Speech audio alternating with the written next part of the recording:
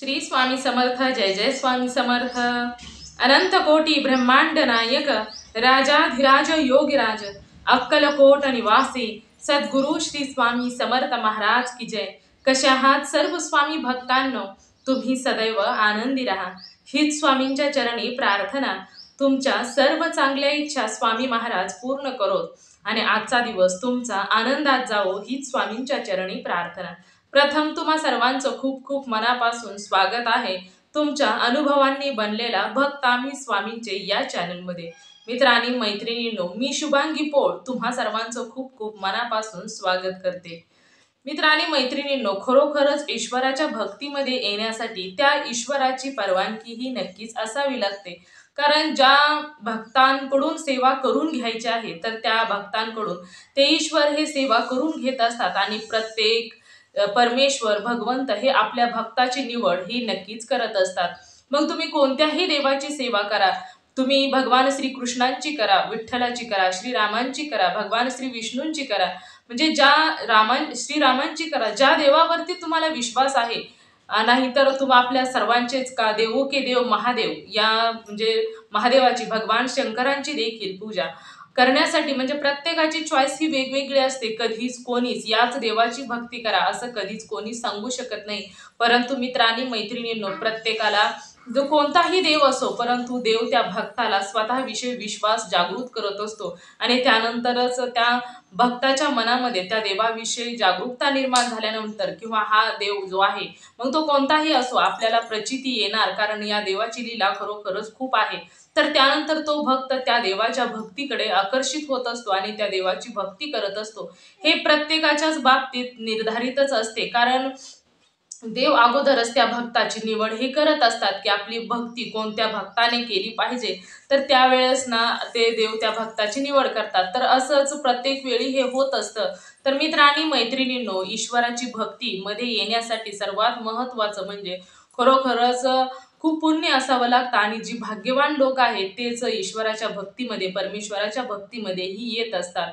तर मित्र आणि मैत्रिणींनो, कधीही कोणतीही मनापासून केलेली भक्ती वाया जात नाही हे मात्र तेवढेच सत्य असते। परंतु ईश्वराची भक्ती करत असताना एखादा भक्त किती मनापासून भक्ती करतो हे मात्र तेवढेच सत्य आहे। आणि ज्या भक्तांकडून भक्ती करून घ्यायची आहे तो भक्त त्या भक्तांकडून ईश्वर काही झालं तरी ते भक्ती ही करून घेत असतात। जसे की आपले श्री स्वामी समर्थ हे ज्या भक्ताकडून भक्ती करून घ्यायची आहे तर त्या भक्तांपर्यंत कोणाच्या ना कोणाच्या किंवा स्वामींच्या सेवेकऱ्याच्या मार्फत त्याच्याजवळ भक्ती ही पोहोचवत असतात, त्याच्या मनामध्ये जागरूकता निर्माण करत असतात, त्याचबरोबर ईश्वरावरती प्रेम आपुलकी विश्वास निर्माण करत असतात आणि त्यानंतर त्या भक्ताला स्वामींच्या सेवेमध्ये आणत असतात। आणि सेवा करायला लागल्यानंतर काही भक्तांची परीक्षा देखील घेतली जात असते की तो भक्त किती निष्ठेने किती मनापासून आणि किती विश्वासाने भक्ती करतो आहे हे देखील पाहिले जात असते। तर मित्र आणि मैत्रिणींनो, प्रत्येक वेळी ईश्वरच आपल्या भक्ताची निवड हे नक्कीच करत असतात। परंतु या सर्वांमध्ये मी एवढंच सर्वांना बोलू इच्छिते की खरोखरच जी लोक ईश्वराची भक्ती करतात मग ती कोणत्याही देवाचे असो परंतु ते खरोखरच खूप भाग्यवान असतात, कारण त्यांना साक्षात ईश्वराने भगवंताने परमेश्वराने निवडलेलं असतं। तर मित्र आणि मैत्रिणींनो, आज मी जो तुम्हाला अनुभव सांगणार आहे तो अनुभव देखील या सर्व गोष्टींशीच निगडीत आहे। कारण कधीही कोणतीही गोष्ट अशीच घडत नसते, त्या प्रत्येक गोष्टीला काही ना काही कारण मात्र हे नक्कीच असते। कधी कधी तुम्हाला या गोष्टीचा अनुभव आल्या देखील असेल की एखाद्याला काही महत्त्वाच्या कामानिमित्त घराच्या बाहेर पडायचं असतं, परंतु त्याला काहीतरी कारण असं येतं की शिल्लक कारणावरून त्याचं ते बाहेर पडणं म्हणजे थांबलं जातं काही वेळेपुरतं आणि त्यानंतर पुढे जाऊन कुठे ऍक्सिडेंट होतो, कुठे काहीतरी रस्ता वगैरे काहीतरी प्रॉब्लेम हा नक्कीच येत असतो। तर त्यावेळेस ना ते म्हणजे तो ईश्वर त्याची भक्ती ही त्याला नक्कीच त्या वाईट गोष्टीपासून किंवा त्याचं पुढे अहित होऊ नये यासाठी त्याला थोडा वेळ म्हणजे थांबवत असते। तर अशा प्रकारे ईश्वर आपल्या भक्तांचं रक्षण हे नेहमीच करत असतात। तर मित्र आणि मैत्रिणींनो, ईश्वराची भक्ती आणि आपल्या स्वामींची भक्ती करण्यासाठी म्हणजे प्रत्येक भक्ताचं हेच मत असतं, जे स्वामी सेवेकरी आहेत आणि माझं देखील स्वतःचं, की स्वामी आपल्या भक्तांकडून भक्ती ही करून घेत असतात. कोणाकडून किती भक्ती करून घ्यायचं हे साक्षात श्री स्वामी समर्थ ठरवत असतात आणि त्यानंतरच तो भक्त स्वामींच्या सेवेमध्ये हा येत असतो. तर आजचा अनुभव देखील असाच आहे. आजचा अनुभव खूप सुंदर आहे आणि एका ताईंचा अनुभव आहे. तर चला तर मग त्या ताईंचं या सर्व गोष्टींवर काय मत आहे, चला तर मग जाणून घेऊया. परंतु जाणून घेण्या अगोदर अनुभव खूप सुंदर आहे, शेवटपर्यंत पाहायचं आहे, कारण या अनुभवातून खूप काही शिकायला मिळणार आहे. कारण त्या ताई म्हणजे काही लोकांचं असं मत असतं की मांसाहार करू नये किंवा भक्ती करत असताना किंवा मांसाहार करावा. प्रत्येकाची मतं ही वेगवेगळी असतात. परंतु तुम्हा सर्वांना मी मनापासून सांगू इच्छिते की आपले श्री स्वामी समर्थ ब्रह्मांड नायक त्यांनी कधीच कोणत्याच भक्ताला असं सांगितलेलं नाही की तू मांसाहार नाही केला तरच मी तुझी भक्ती स्वीकार करेन. म्हणजे प्रत्येकाची मतं ही वेगवेगळी असतात आणि काही लोक अशी देखील आहेत की त्यांनी म्हणजे मांसाहार देखील करतात आणि त्यांना स्वामींची प्रचिती देखील आलेली आहे. आणि आजचा अनुभव सेम असाच आहे. चला तर मग जाणून घेऊया त्या ताईंच्याच तोंडून ताईंच्या आयुष्यामध्ये घडलेला एक स्वामींचा सुंदर असा अनुभव. चला तर मग ताई सांगायला सुरुवात करतात. सर्वात प्रथम तुम्हा सर्वांना श्री स्वामी समर्थ. जय जय स्वामी समर्थ. मी स्वामींची सेवा कधीच करत नव्हते आणि मला म्हणजे एवढं सेवेमध्ये रुची देखील नव्हते. माझं कसं होतं की मी घरातील कामे करायचे आणि त्यानेच मी खूप कंटाळून जायचे. मला ना घरातील स्वयंपाक करायचा, कपडे धुणे, भांडी, घरातील लादी पुसायची, घर स्वच्छ ठेवायचं, कपड्यांच्या घड्या करायचं, हे घरातील म्हणजे एका गृहिणीचं जसं काम असतं तर तेच काम मी करायचे. आणि मला त्यामध्येच एवढा कंटाळा यायचा की सकाळचा स्वयंपाक वगैरे होईल तर त्यावेळेस ना मी एवढी थकून जायचे की मला दुसरं काहीच सुचत नव्हतं. आणि माझं हे असंच होतं, मी ना स्वतःला एवढी म्हणजे थोडं काम केलं की मला खूप कंटाळवाणं वाटायचं आणि कधी एकदाशी पडते आहे हे म्हणजे मला प्रत्येक वेळी असंच वाटायचं. परंतु माझ्या समोरच्या रूम मध्ये एक लेडीज होती, म्हणजे एक ताई होत्या. तर त्या ताईंना 2 मुलं होती. त्यांचे मिस्टर ऑफिसला जायचे आणि त्या ताईंना दररोज सकाळच्या उठून मिस्टरांचा डबा बनवायच्या, त्यांना डबा देऊन त्या मिस्टरांना ऑफिसला लावायच्या, स्वतः देखील नाश्ता वगैरे, मुलांना नाश्ता, मिस्टरांना नाश्ता, त्यानंतर मुलांचं टिफिन पॅक करायच्या, मुलांसाठी डबा घ्यायच्या, त्यानंतर मुलांचा अभ्यास घ्यायच्या, मुलांचं दररोज काय शिकवलेलं आहे स्कूलमध्ये ते सर्व काही विचारायच्या, अभ्यास घ्यायचा, त्यानंतर मुलांना म्हणजे स्कूलला सोडायला जायच्या, आणायला देखील त्या जायच्या, घरातील कामं वगैरे करायच्या, त्यानंतर ट्युशन देखील स्वतः त्या शिकवायच्या. तर आणि त्यानंतर घरातील सर्व कामे करायच्या आणि एवढं सर्व करून संध्याकाळच्या अजून तेवढीच कामं, घरातील संपूर्ण कामं त्या स्वतःच करायच्या आणि त्याबरोबर त्या स्वामी सेवा देखील करायच्या. आणि मला ना हे सर्व पाहून खूपच आश्चर्य वाटायचं की मी एवढं काम करते परंतु मी एवढी थकून जाते. आणि या ताईंना पाहिलं तर या ताईंना एवढं कष्ट करतात, सकाळपासून सर्व घरातील कामे स्वतः हँडल करत असतात आणि त्यानंतर ट्युशन देखील घेतात आणि त्यामध्ये स्वामींची सेवा देखील करतात. आणि त्यांच्याकडूनच मला स्वामींविषयी माहिती प्रत्येक वेळी पडायचं. तर त्यानंतर ना त्या संध्याकाळच्या आरतीला स्वामींच्या केंद्रामध्ये जायचा आणि म्हणजे एवढं त्या कष्ट म्हणजे एवढं ते काम करून देखील त्यांच्या चेहऱ्यावर नेहमी फ्रेश, म्हणजे कधीही त्यांना पहा नेहमी त्या फ्रेशच वाटायच्या. त्यांच्याकडे पाहून कधीच असं वाटत नव्हतं की त्या खूप कंटाळलेल्या आहेत. परंतु माझ्या बाबतीत असंच व्हायचं, मला खूप कंटाळा यायचा. मग एकदा दोनदा असं मी पाहिल्यानंतर आम्ही थोडं थोडं बोलायचो पण एवढं जवळीकता नव्हती. तर त्यानंतर हळूहळू जवळीकता वाढत गेली, म्हणजे दररोज पाहणं आणि मला त्यांचं खूप कुतूहल वाटायचं. एवढं सर्व कामे करून देखील ते अगदी फ्रेश दिसायच्या, ताज्या तवान्या, म्हणजे एवढं असं वाटायचं की यांना काहीच काम नाही, अगदी फ्रेश होऊन मेकअप करूनच घरातून बाहेर आलेल्या आहेत. तर एवढं त्या म्हणजे एवढ्या खूपच म्हणजे मला आकर्षित करायचं. तर त्यानंतर मग मी त्यांना म्हटलं की तुम्ही एवढी कामं करता आणि त्यानंतर तरी देखील तुम्ही स्वामींची सेवा कधी करता, त्याचबरोबर तुम्ही स्वामींच्या केंद्रामध्ये जाता, आरती घेता, आरती म्हणजे म्हणजे तुम्हाला जसं जमेल तसं तर तुम्ही स्वामींच्या केंद्रामध्ये जाता, दिवसातून एकदा तरी जाता, म्हणजे संध्याकाळच्या कंटिन्यू आरती वगैरे घ्यायला जायच्या. क्वचितच एखाद्या वेळेस त्यांची सुट्टी म्हणजे त्या नाही जायच्या. तर परंतु घरामध्ये स्वामींची सेवा मात्र दररोज करायच्या. स्वामींकडून केंद्रामध्ये त्या सेवा घ्यायच्या, घरी सेवा करायच्या, त्यांची देखील जी नित्य सेवा आहे त्या देखील करायच्या.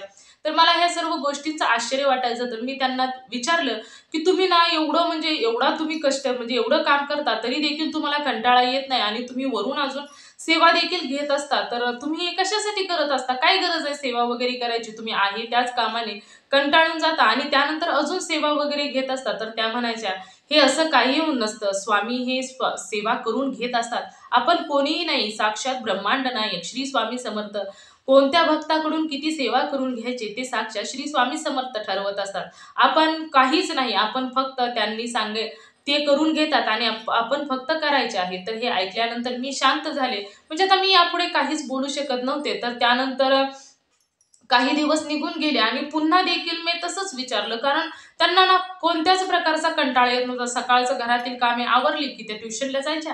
ट्युशनवरून आल्या की संध्याकाळी त्या घरातील कामे वगैरे करायच्या आणि पुन्हा अजून सेवा वगैरे करायच्या. तर मला मग ते सतत असं वाटायचं की त्यांनी काहीतरी माझ्या मनासारखं उत्तर द्यावं. तरी देखील मी त्यांना दुसऱ्या वेळेस देखील विचारलं, परंतु त्या दुसऱ्या वेळेस देखील मला म्हणाल्या की असं काही नसतं. साक्षात श्री स्वामी समर्थ आपल्या भक्तांकडून सेवा करून घेत असतात. मी त्यांची सेवा नाही करत, परंतु स्वामी माझ्याकडून करून घेतात. तर हे ऐकल्यानंतर मला खूपच विचित्र वाटायचं. मी म्हणायचे की हे असे देवांची सेवा करणारी भक्त अशी का उत्तरं देत असतात? म्हणजे मला डोक्यात काहीच घुसत नाही. म्हणजे मला काहीच समजत नव्हतं. तर त्यानंतर असेच काही दिवस निघून गेल्यानंतर मी त्यांना म्हटलं की ताई, खरं खरं सांगा ना, मला ना या सर्व गोष्टींना आता म्हणजे मला त्रास व्हायला लागलाय की तुम्ही एवढं कसं करता? तुमच्या अंगामध्ये एवढी एनर्जी कशी आहे? मी घरातील एवढी कामे करते, परंतु एवढ्या कामामध्येच मी कंटाळून जाते आणि दुपारी देखील मला झोप लागते. त्यानंतर संध्याकाळी देखील कधी पडेल अशी होत असते. परंतु तुमच्याकडे पाहिल्यानंतर तुम्ही खूपच फ्रेश वाटता आणि एवढं सर्व काही सेवा वगैरे करून तरी देखील तुम्ही एवढे फ्रेश वाटता. तर तरी देखील ताईंचं तेच उत्तर. मग त्यानंतर त्या म्हणाल्या की "अहो, आपण कोणीच नाही. स्वामी आपल्याकडून करवणारे आहेत, करवून घेणारे आहेत, करता आणि करवितात. स्वामी तुझी एक नाता." तर त्यावेळेस मला देखील असं वाटलं की या ताई सारख्या जातात, म्हणजे दररोज म्हटलं तरी स्वामींच्या केंद्रामध्ये जातात. तिथे कोणती जादू आहे आपण पाहूयाच. तर त्यावेळेस ना मग मी देखील ठरवलं की आपण देखील त्या स्वामींच्या केंद्रामध्ये जायचं आणि पाहायचं नक्की होतंय तरी काय. तर त्यावेळेस ना मग मी माझा जो मोठा मुलगा होता तर त्याला मी म्हणजे सर्वात अगोदर मी माझ्या मिस्टरांना म्हटलं की चला आपण दोघे जण स्वामींच्या केंद्रामध्ये जाऊया. तर ते म्हणाले की "वेडी-वेडी झालीस की काय? आपण नाही बाबा येणार. मला एवढा वेळ नाही केंद्रामध्ये वगैरे जायला." आणि आमच्या घरामध्ये कसं होतं की मांसाहार वगैरे होत होता आणि मी सुद्धा मांसाहार करायचे. माझ्या घरामध्ये सर्वच लोकं मांसाहार करायचे, परंतु स्वामी सेवा कशी करून घेतात हे मला पाहायचं होतं. तर मग त्यावेळेस म्हणजे असं आमचं वारानुसार मांसाहार होतं, दररोज नव्हतं. परंतु जसं की काहींच्या घरामध्ये गुरुवारचं होत नाही, शनिवारचं होत नाही, परंतु रविवारचं होतं, मंगळवारचं होतं, बुधवारचं होतं किंवा जसं-जसं ज्या-ज्या लोकांची श्रद्धा ज्या देवावरती आहे त्या दिवशी ते खात नाहीत. परंतु एरवी दुसऱ्या वारी खात असतात आणि तसंच आमचं देखील होतं. तर आम्ही देखील काही वार पाळत होतो. तर त्यावेळेस ना मग म्हटलं की मिस्टर नाही म्हटल्यानंतर माझा जो मोठा मुलगा होता त्याला म्हटलं की "चला आपण दोघे स्वामींच्या केंद्रामध्ये जाऊया." तर तो देखील म्हटला, "नाही, नाही आई, मी नाही येणार." परंतु मला ना तिथे जाऊन पाहायचं होतं, नक्की होतंय तरी काय? तर त्यावेळेस मग माझा मोठ्या मुलाला खूप गोड-गोड बोलले, खूप लाडीगुडी लावलं आणि त्याला म्हटलं की "चल ना रे, आपण दोघे जण जाऊया स्वामींच्या केंद्रामध्ये. माझ्यासाठी तू चल." तर त्याला गोड-गोड बोलून कसातरी तयार केला आणि म्हटलं की तो देखील निघाला माझ्याबरोबर. आम्ही दोघेही स्वामींच्या केंद्रामध्ये गेलो. तेथे गेल्यानंतर स्वामींचं दर्शन वगैरे घेतलं, तर म्हणजे मला आश्चर्य वाटलं की स्वामींच्या पुढे इतके पदार्थ आणि कोणी इतके पदार्थ केले असतील आणि हे स्वामी कधी इतके पदार्थ खाणार?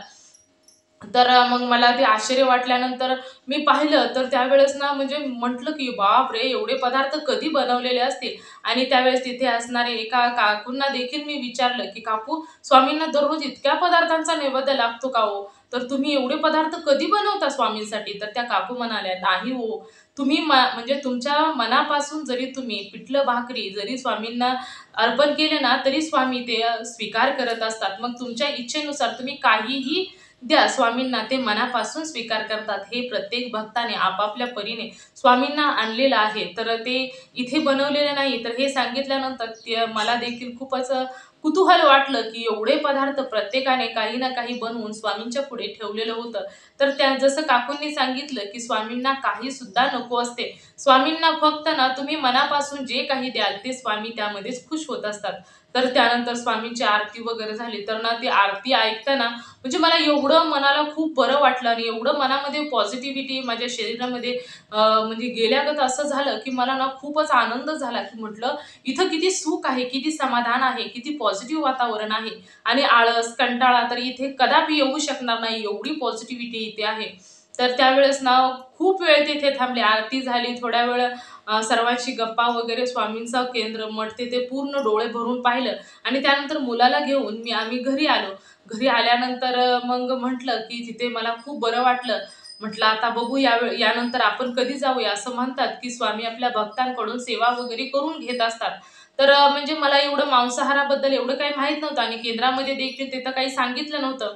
तर मग माझं असंच चालायचं. तर त्यानंतर ना मला पुन्हा एकदा स्वामींच्या आरतीला जावंसं वाटलं. पण मग मी आता म्हटलं की आता आपण ना कोणाला सुद्धा आपल्याबरोबर चला म्हणायचं नाही. आपण एकट्याने स्वामींच्या मठामध्ये जायचं आणि त्यानंतर माझ्या मनामध्ये एक म्हणजे कुतूहल, उत्साह निर्माण झाला. त्यानंतर मी माझी कामं वगैरे आटपली आणि स्वामींच्या केंद्रामध्ये जाण्यासाठी एकटीच तयार झाली. कोणाला सुद्धा चला नाही, काय नाही आणि तेथूनच थोड्या अंतरावरच होतं स्वामींचं केंद्र. त्यामुळे मी स्वामींच्या केंद्रामध्ये एकटीच गेले. तिथे गेल्यानंतर दर्शन वगैरे घेतलं आणि आश्चर्याची गोष्ट म्हणजे ना, तिथे सर्वांनी त्यावेळेस देखील खूप पदार्थ वेगवेगळे आणले होते आणि अचानकच मला सांगितलं, की "तू ना आरतीला येताना पुढच्या वेळेस नैवेद्य स्वामींसाठी घेऊन ये."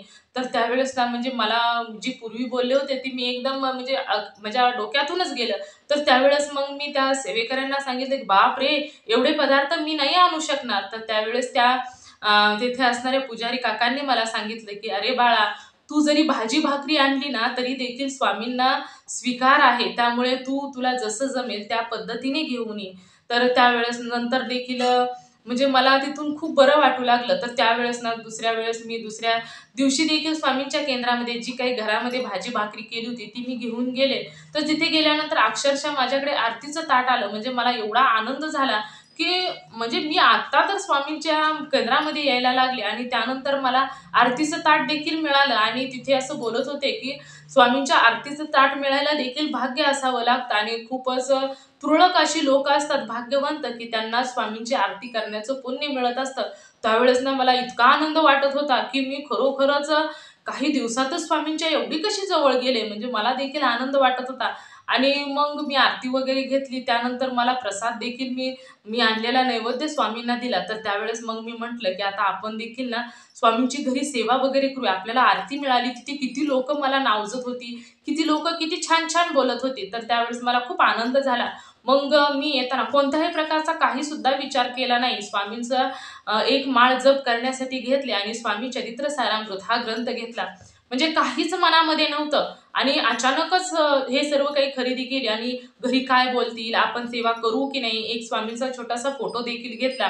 आपल्याला घरची काय बोलतील याचा कोणत्याही प्रकारचा विचार काही सुद्धा केला नाही आणि ते सर्व साहित्य मी घरी घेऊन आले आणि घरी घेऊन आल्यानंतर देवघरामध्ये स्वामींचे फोटो वगैरे ठेवला. स्वामी चरित्र सारामृतची तेथे स्थापना केली आणि माळ देखील ठेवली आणि मला म्हणजे घरामध्ये मग मी स्वामींचं श्री स्वामी समर्थ नामस्मरण करायला लागले आणि त्यावेळेस मला सेवा वगैरे म्हणजे म्हटल्या होत्या, की स्वामी चरित्र सारामृतचे 3 अध्याय जरी घरामध्ये वाचले, तरी खूप म्हणजे समाधान वाटतं आणि आमची परिस्थिती म्हणजे एवढी काय नव्हती. हालाखीचीच होती, बेताचीच होती आणि आमचं कसं होतं, की जे काही आहे आज, त्यावर तर आजचा दिवस, उद्याचा कोणीही विचार नव्हता. कोणत्याही प्रकारचं सेव्हिंग नव्हतं, काही सुद्धा नव्हतं.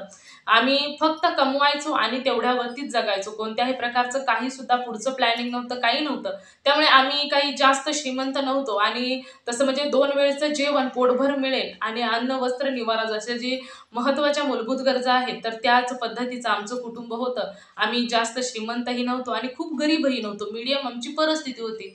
तर त्यावेळेस मग स्वामींच्या सेवेला घरामध्ये सुरुवात केली. मग मी स्वामींचं नामस्मरण घरामध्ये करायचे. हळू मग मी मांसाहार देखील करायचे. म्हणजे मी अशी करायची, की ज्या दिवशी मी मांसाहार करायचे ना, तर त्या दिवशी ना स्वामींची सेवा वगैरे काही सुद्धा करून घेत नव्हते. तर अशा प्रकारेच मी काहीच करत नव्हते.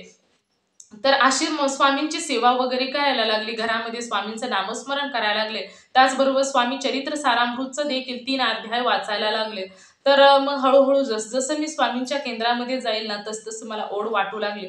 स्वामी सेवेची. तिथे गेल्यानंतर देखील मी नामस्मरण करत बसायचे. स्वामींना खूप कुतूहलाने बघायचे आणि मी ना असं खूप लोकांच्या तिथून पुढे ना मी असं ऐकायचे, की स्वामींकडे ना खूप लोकं अशी मागतात, की "स्वामी, मी एवढी सेवा करते, परंतु मला हे द्या. स्वामी, मी तेवढी सेवा करते, परंतु मला हे द्या." म्हणजे प्रत्येक जण ना एक सेवा देत होते आणि त्या बदल्यात काहीतरी मागत होते. परंतु मग मी विचार करायचे की स्वामींना सर्वच जण मी सेवा करतो पण मला ही गोष्ट द्या असं म्हणजे एक डील करतात. आणि मग म्हटलं की हे ना म्हणजे स्वामींची अवस्था काय होत असेल किंवा स्वामींना किती त्रास होत असेल याचं कोणीच विचार करत नाही. फक्त स्वामींना म्हणतात की आम्ही ही सेवा करतो आम्हाला हे द्या, आम्ही ती सेवा करतो आम्हाला ती द्या. म्हणजे असं स्वामींना बरोबर ना प्रत्येक जण डील करत असतो, परंतु स्वामींना हे संपूर्ण जग चालवायचं आहे. त्यांना किती त्रास होत असेल. स्वामींसाठी कधी कोणी सेवा केली आहे का की स्वामी तुम्हाला सुख वाटावं, तुम्हाला समाधान वाटावं, तुम्हाला आनंद मिळावा यासाठी कधी कोणी सेवा केली? प्रत्येक जणाला हे असंच वाटत असतं. आणि खरं सांगू का, संसारी जीवन म्हटलं की प्रत्येक जण स्वार्थी असतो, स्वतःचा विचार करत असतो, स्वतःच्या कुटुंबाचा विचार करत असतो आणि जे काही आहे ते आपल्या जवळच्या लोकांसाठीच मागत असतो. परंतु कोणी सरी म्हणजे मी एवढ्या दिवस स्वामींच्या केंद्रामध्ये जात होते, परंतु कोणी सुद्धा स्वामींना खूप बरं वाटावं, स्वामींना समाधान वाटावं, स्वामींना आनंद व्हावा यासाठी कधीच कोणीच सेवा केली नाही. परंतु मला असं वाटायचं की स्वामी सुखरूप असावेत, स्वामी सुखी असावेत, स्वामी समाधानी असावेत, स्वामींच्या चरणाशी सर्व सुख लोळण घ्यावं. म्हणजे कधीच कोणत्याच भक्ताचं त्यांना टेन्शन राहू नये, त्यांना कोणत्याच गोष्टीचं टेन्शन राहू नये यासाठी मग मी ना स्वामींना म्हणायचे तुम्ही चांगले राहा, तुम्ही आनंदी राहा, म्हणजे आम्ही देखील सुखी राहू. तर असं मग मी स्वामींची घरामध्ये सेवा वगैरे करायला सुरुवात केली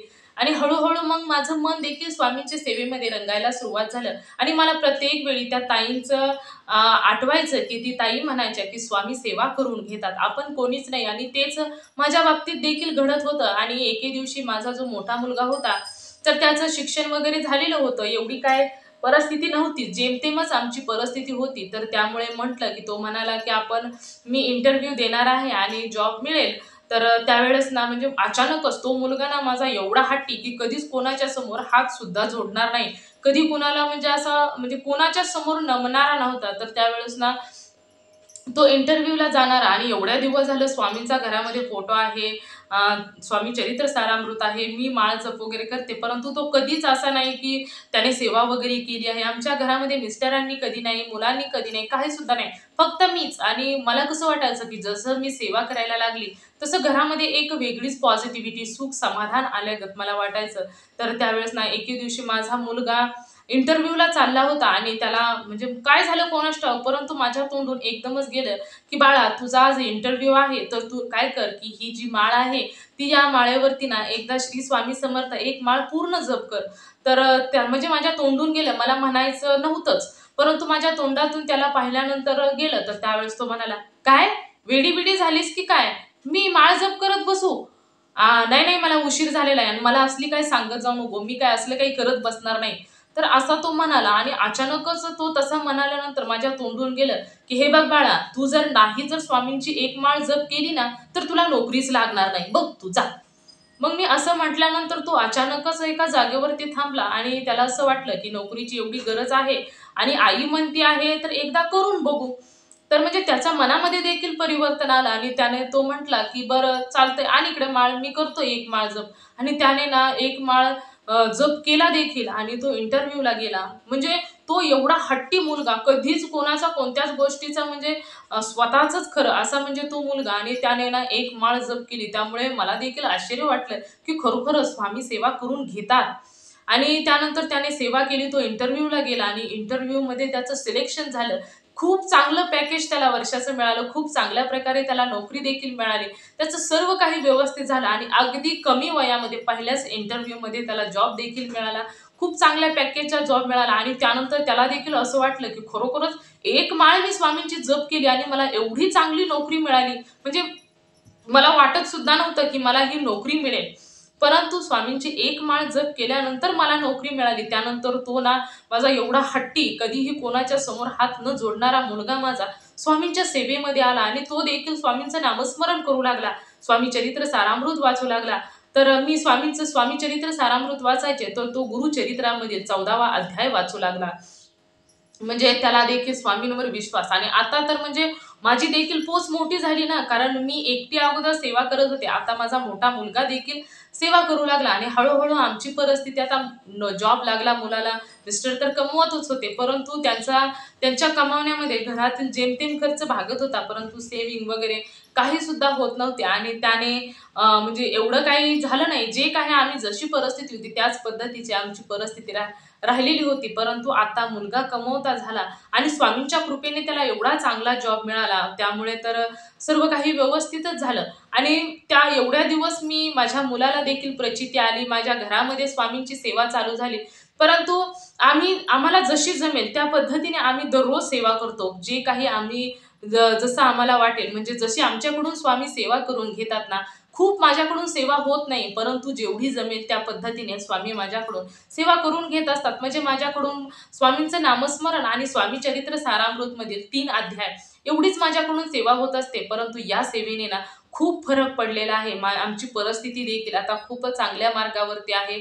खूप व्यवस्थित देखील होऊ लागलेला आहे सर्व गोष्टी. जी पूर्वी संकटांचा, जी पैशाचा, आर्थिक अडचणींचा सामना करावा लागत होता, तर त्या देखील दूर झालेल्या आहेत आणि आता सर्व काही व्यवस्थित आहे. म्हणून मी म्हणते की कधीही कोणत्याही देवाची तुम्ही भक्ती करा. देव कधीच तुम्हाला म्हणत नाही की तू अशीच भक्ती कर, तू तशीच भक्ती कर, याच वेळेला कर, त्याच वेळेला, अजिबात नाही. तुम्ही किती मनापासून, किती श्रद्धेने भक्ती करता, हे मात्र तेवढेच महत्त्वाचे आहे. स्वामींचं नामस्मरण करायला कोणत्याही वेळेची, काळेची, स्थळाची, म्हणजे कोणत्याही जागेची गरज नाही, कशाचीही गरज नाही. तुम्ही कुठेही स्वामींचं नामस्मरण करू शकता. काम करत करत, प्रवास करत करत, काहीही तुम्ही जे म्हणजे एवढं तुम्ही कोणताही काम करत करत तुम्ही स्वामींचं नामस्मरण करू शकता. म्हणजे घरामध्ये स्त्रिया असणारे कपडे धुणे, भांडी, स्वयंपाक करताना देखील नामस्मरण करू शकता. मित्र आणि मैत्रिणी, स्वयंपाक करताना जर नामस्मरण करत करत जर स्वयंपाक केला तर ते अन्न देखील एवढंच पवित्र होतं. आणि त्यानंतर तुम्हीच विचार करा, पवित्र अन्न पोटामध्ये गेल्यानंतर ते की अजूनच त्या व्यक्तीला त्या गोष्टीचा किती पॉझिटिव्हिटी निर्माण होईल त्या अन्नापासून. तर मित्र आणि मैत्रिणी, कधीही ईश्वराचं नामस्मरण केलेलं वाया जात नाही, ईश्वराची भक्ती केलेली वाया जात नाही. मला ना प्रत्येक वेळी त्या ताई तिथून निघून गेल्या, त्यांचं रूम देखील बदली झालं, परंतु त्या ताईंचे शब्द माझ्या अजून देखील कानी पडतात की आपण सेवा करणारी कोणी सुद्धा नाही, सेवा करून घेणारे हे साक्षात ब्रह्मांड नायक श्री स्वामी समर्थ असतात. आणि तेच प्रत्येक भक्ताकडून सेवा करून घेत असतात. करता आणि करविता तुझी एक स्वामीनाथा. आणि माझ्या घरची परिस्थिती हळूहळू खूप चांगल्या प्रकारे आहे, खूप सुधारलेली आहे. जशी पूर्वी होती त्यापेक्षाही खूप चांगली झालेली आहे. आणि स्वामींच्या कृपेने आम्ही आमच्या घरामध्ये स्वामींचं खूप सेवा देखील होऊ लागलेली आहे. आणि त्यांच्या आशीर्वादाने आता आमच्या घरामध्ये खूप चांगल्या प्रकारे बदल देखील झालेला आहे. खूप पॉझिटिव्हिटी आहे, खूप सुख समाधान आहे. आणि सर्वात महत्त्वाचं हेच हवं असतं. कधीच कोणी सुद्धा ईश्वराला असं म्हणत नाही की मला सोनं नाणं द्या, मला पैसा पाणी द्या, मला म्हणजे या गोष्टी भागवा, त्या गोष्टी. आणि हे मागितलं ना, हे जर ईश्वराच्या समोर जर तुम्ही मागितलं की मला धन दौलत द्या, मला सोनं द्या, मला पैसा द्या, तर त्या भक्ताला ना कधी सुद्धा सुख मिळत नाही, सुख समाधान कधी सुद्धा भेटत नाही. त्यामुळे ईश्वराला मागताना नेहमी सुख समाधान, शांतता, आनंदी जीवन मागायचं आहे. आणि तेच आम्ही मागितलं. आमच्या घरामध्ये खूप सुख समाधान, पॉझिटिव्हिटी आहे, खूप आनंद देखील आहे. आणि हेच मला स्वामींनी दिलेलं आहे. तर हाच माझा अनुभव होता की स्वामी हे आपल्या भक्तांकडून सेवा करून घेत असतात. आपण कोणीच नाही की स्वामींची सेवा मी करणार, मी एवढी सेवा करतो, अजिबात नाही. स्वामी तुमच्याकडून सेवा करून घेत असतात. मीपणा येथे कोठे सुद्धा नाही. स्वामींनी त्या भक्ताची निवड केलेली असते आणि त्या भक्तांकडून स्वामी सेवा ही करून घेत असतात. हाच माझा अनुभव. सर्वांना श्री स्वामी समर्थ. जय जय स्वामी समर्थ. तर मित्र आणि मैत्रिणींनो, खरोखरच ना या ताईंचा अनुभव खूप सुंदर आहे. तर म्हणजे या ताईंकडून खूप काही शिकण्यासारखं देखील आहे. प्रत्येक जण ना संसारी जीवन म्हटलं की स्वतःचाच विचार करत असतो, स्वतःच्या प्रपंचाचा विचार करत असतो, स्वतःसाठी, आपल्या जवळच्यांसाठी काही ना काही मागत असतो. पण कधी कोणी विचार केलाय की आपल्या स्वामींना काय गरज आहे का? स्वामींना कधी आपली म्हणजे असं वाटतं की आपण बघा, घरामधील एक सदस्य असतो तर तो घरासाठी सर्वांसाठी करत असतो, परंतु त्याचा देखील विचार करणं खूप गरजेचं आहे. तसंच आपण या जीवसृष्टीचे मालक आहेत ते त्यांचा पण थोडासा विचार करणं गरजेचं आहे, कारण त्यांना संपूर्ण ब्रह्मांड चालवायचे आहे. मग त्यांची तर किती धावपळ होत असेल, हा देखील विचार करणं खूप गरजेचं आहे. तर मित्र आणि मैत्रिणींनो, कधीही ईश्वराकडे मागताना, एखादी गोष्ट मागताना कधीही विचार करायचा आहे, कारण भगवंताला माहित असतं की आपला भक्त आहे त्याच्यासाठी काय योग्य आहे, काय अयोग्य आहे. आणि नेहमी ते आपल्या भक्ताच्या योग्यतेच देत असतात. स्वामींच्या अंगावरती कपडा सुद्धा नाही. स्वामी म्हणजे स्वामी, मग तुम्हीच विचार करा, स्वामी आपल्या भक्तांचे काय बरे कसे ठेवतील, ते देखील त्या भक्ताला त्याच्या दुप्पट म्हटले तरी देऊन मोकळे होत असतात. स्वामी स्वतःकडे कधीच काही सुद्धा ठेवत नसतात. हाच विश्वास मनामध्ये ठेवायचा आहे आणि स्वामींची मनापासून भक्ती करायची आहे आणि स्वामींना हे देखील सांगायचं आहे की स्वामी तुम्ही देखील काळजी घ्या, तुम्ही चांगले तर आम्ही सर्वजण नेहमीच आनंदी राहणार आहोत. तर मित्र आणि मैत्रिणींनो, खरोखरच या ताईंचा अनुभव तुम्हाला कसा वाटला मला कमेंट करून सांगा. त्याचबरोबर श्री स्वामी समर्थ लिहायला विसरू नका.